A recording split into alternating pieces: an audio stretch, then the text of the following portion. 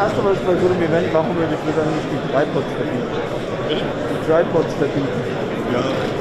Kompletter Irrsinn, ne? Macht auf der Linie, würde ich mal sagen, 4 Positionen raus. Aber bei dir geht's. Nein, für uns ist easy. Wir stehen hier gut, aber die Kollegen hier so links, wir haben uns hier gut organisiert. Entspannt. Sonst sagst du was. Alles gut, alles gut. Nee, das steht ja auch gut. Das da vorne stört mich nicht wirklich.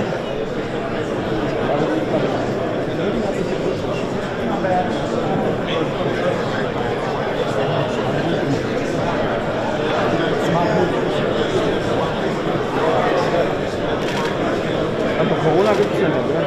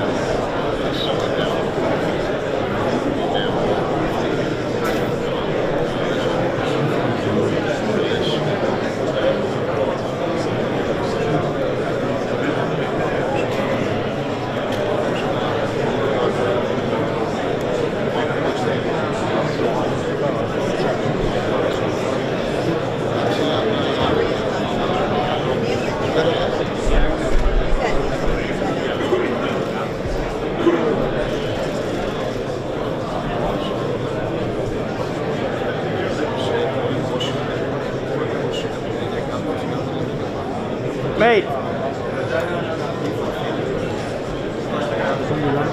They'll be able to give you a list of all the attendees.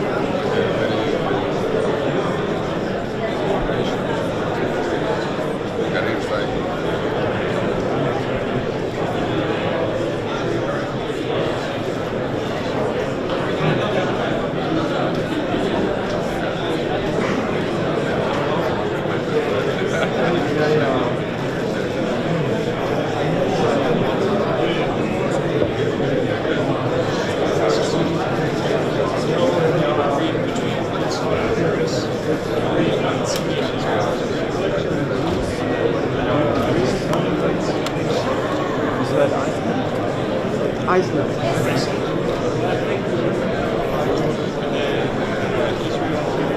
Italy, Kenya, Kashmir, Latvia, and I think Lithuania.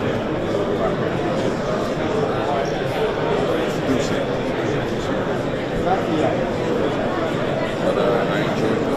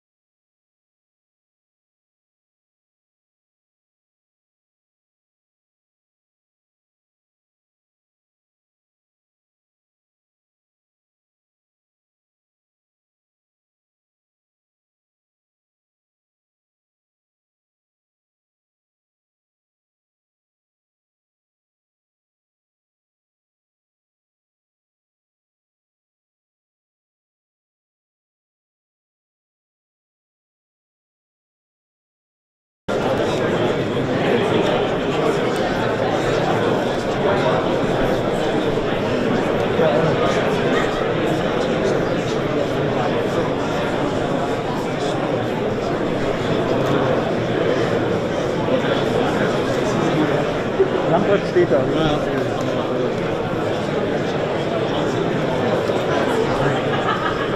In dieser Ebene habe ich sonst noch nichts entdeckt.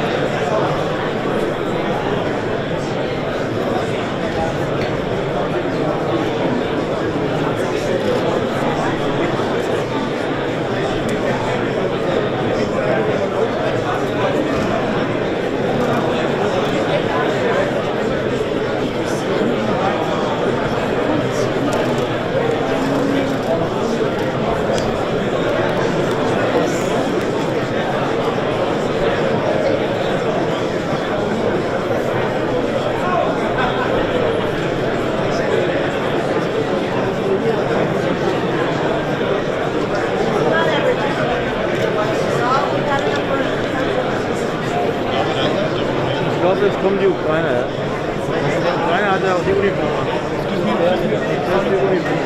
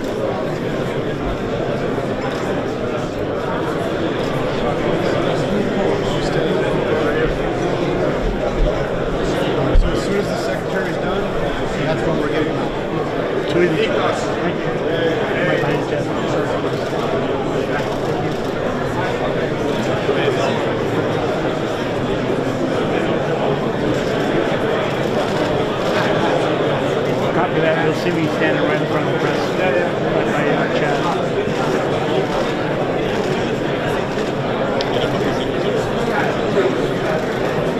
Alright, we need everybody back.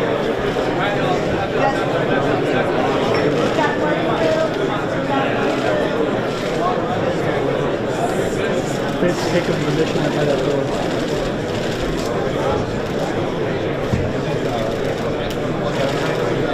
James, if you look straight, you'll be able to see me on my Chinese video.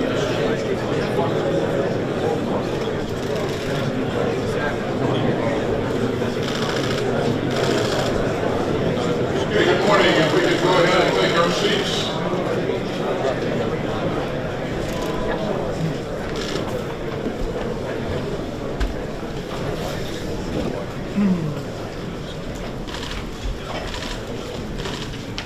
I'm here with the press. I'm going to say I'll clear up with them.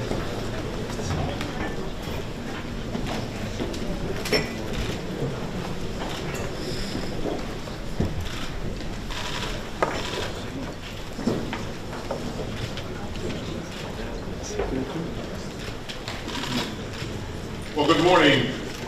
It is indeed an honor to be here with all of you. At the outset, let me thank Minister Lambrecht for allowing us to host this meeting here. We're awful grateful, Minister, and thank you for your tremendous hospitality. Also, we'd like to thank General Walters and General Harigian and your staffs for the great work that you've done on short notice to set us up for what I believe will be a very, very good session today. So thank you all for rallying so quickly for this historic meeting of the Ukraine Defense Consultative Group. It is an extraordinary gathering with more than 40 countries represented here today. And we're here to help Ukraine win the fight against Russia's unjust invasion and to build up Ukraine's defenses for tomorrow's challenges. As you know, I came here after traveling to Kyiv with my friend, Secretary of State Blinken. We had a warm and candid and productive discussion with President Zelensky and his team about the support that we're providing and the capabilities that Ukraine needs, and Ukraine's changing requirements as the battle shifts to the Donbass and to the south. That visit only underscored my sense of urgency, an urgency that I know that we all share. So I'd like this whole group today to leave with a common and transparent understanding of Ukraine's near-term security requirements, because we're going to keep moving heaven and earth so that we can meet them. And as you'll hear from General Walters, the coordination mechanism that we have in place can become even stronger with all of your help. And we can do more through our defense industrial bases to continue to help Ukraine defend itself even more capably. Now, we're joined today by my dear friend, Ukrainian Minister of Defense, Reznikov. Sir, it's an honor to have you here. And we welcome your team as well. We're all here because of Ukraine's courage, because of the innocent civilians who have been killed, and because of the suffering that your people still endure. Your country has been ravaged, your hospitals have been bombed, your citizens have been executed, your children have been traumatized. But Ukraine has done a magnificent job defending its sovereignty against Russia's unprovoked invasion. And Ukraine's valor and skill will go down in military history. You know, the Battle of Iwo Jima took 36 days. The Battle of the Bulge lasted 40 days. And Ukraine has now beaten back the Russian military for 62 days. And so, your resistance has brought inspiration to the free world, and even greater resolve to NATO, and glory to Ukraine. And we've provided our assistance at record speed, and the whole world can see the difference that's making on the battlefield. You know, Putin never imagined that the world would rally behind Ukraine so swiftly and surely. And after Ukraine's defeat at the Battle of Kyiv, after Russia's defeat at the Battle of Kyiv, big distinction there, Mr. Minister, the war is now entering a new phase. But nobody is fooled by Putin's pretext or by his phony claims on the Donbass. So let's be clear. Russia's invasion is indefensible, and so are Russian atrocities. We all start today from a position of moral clarity. Russia is waging a war of choice to indulge the ambitions of one man. Ukraine is fighting a war of necessity to defend its democracy, its sovereignty, and its citizens. But the stakes reach beyond Ukraine and even beyond Europe. Russia's invasion is baseless, reckless, and lawless. It is an affront to the rules-based international order.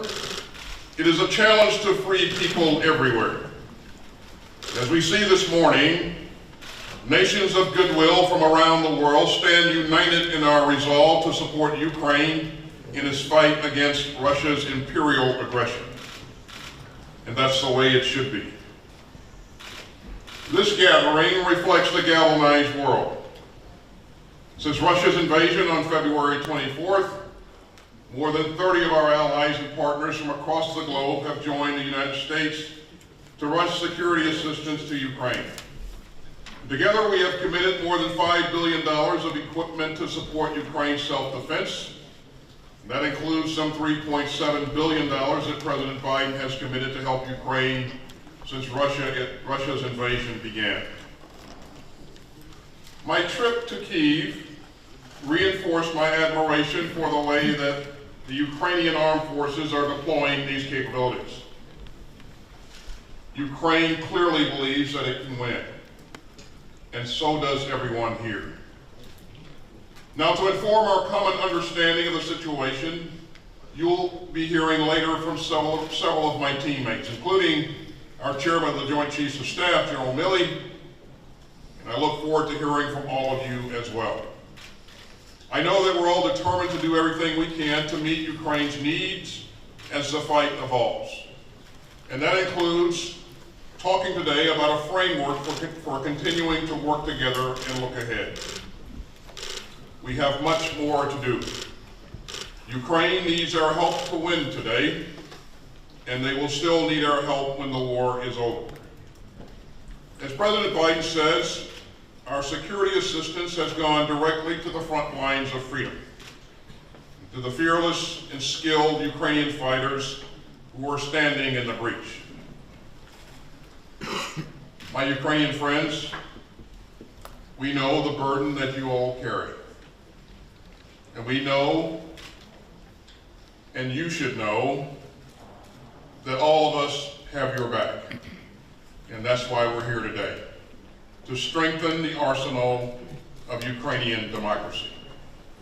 I'm proud to be here with all of you, and I look forward to our vital discussions.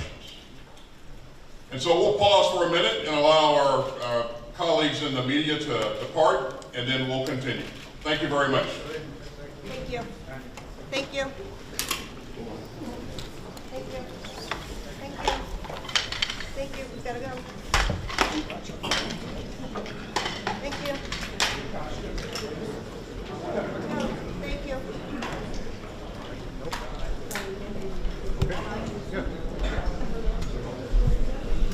Thank you, sir. Thank you, Mr. Secretary. Let me introduce myself. I am Assistant Secretary of Defense Les Wallander, and I'll be your MC and moderator for the day.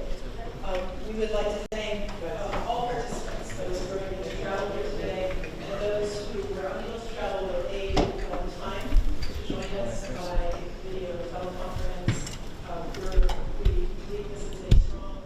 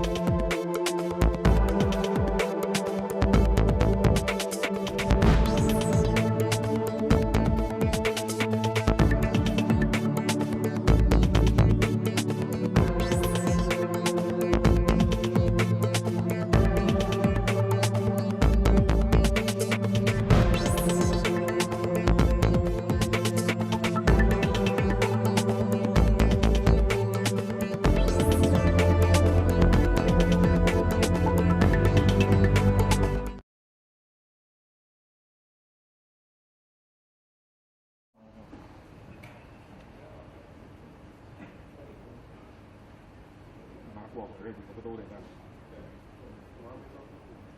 是，这都敢说呀，这都不敢说。他说了，对，他说，对，他说的。给弄起来了，先给弄起来。底下人看不明白。